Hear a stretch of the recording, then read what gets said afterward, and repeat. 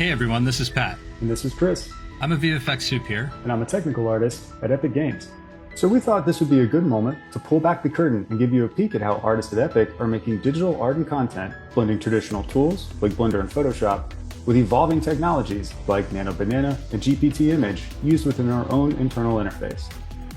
All right, first up, start with an idea, explore and refine it through concepting, and hand it off for modeling, texturing, and rigging before it goes into our editor for materials and ships in the game. The next few segments are real concepting workflows from Epic's art teams, the actual processes they use to take a creative vision from a blank canvas all the way to something that ships in the game.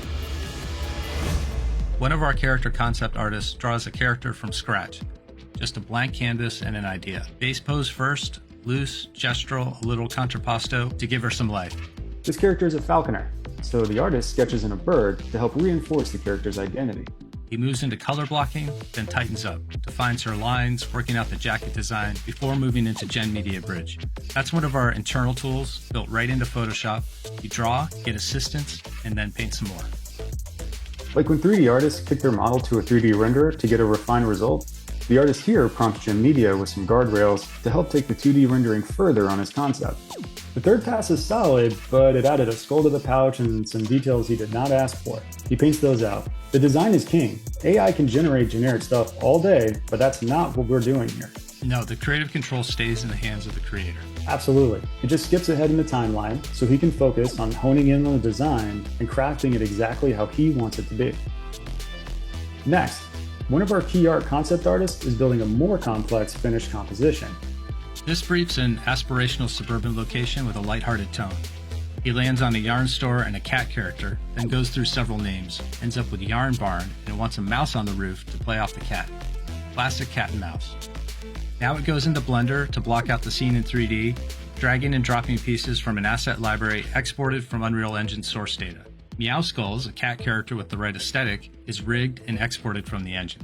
Once the scene is blocked, the Yarn Barn logo is cleaned up and projected onto the 3D geometry in Blender, with the mouse sign sculpted for the roof. Concept artists are jacks of all trades, so they do the basic modeling next, very quickly.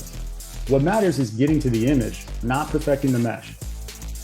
From here, it's into Photoshop, where he paints over the image and uses Gen Media to accelerate the rendering process. These artists know that if anything changes drastically, it can be fixed manually. And Chris, here's where we're seeing the real advances.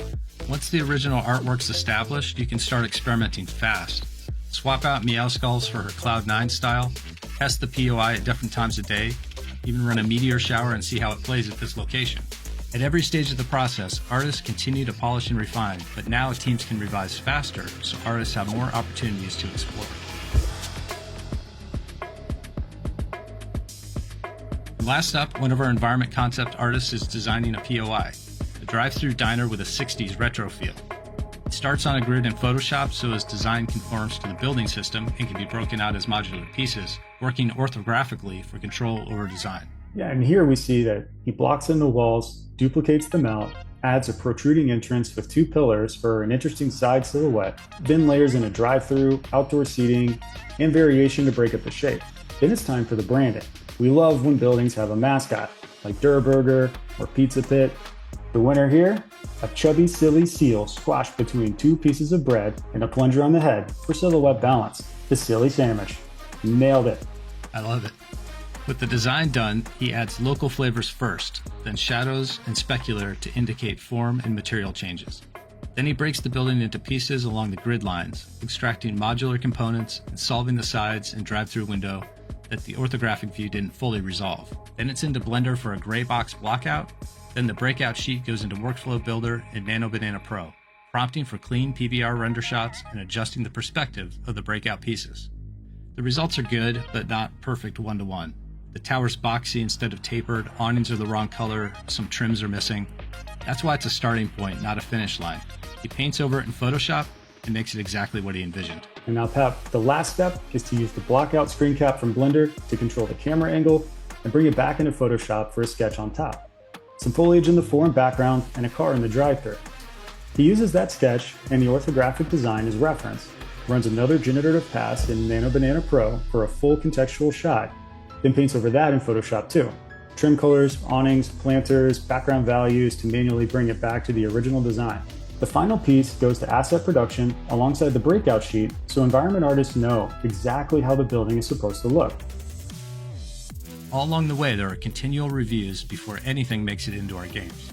And artists are careful to respect originality, track provenance of their work, and make sure the finished product meets Epic's high-quality standards. We hope you enjoyed a behind-the-scenes peek at our creative process. Thanks for hanging out with us. See you at the Silly Sandwich.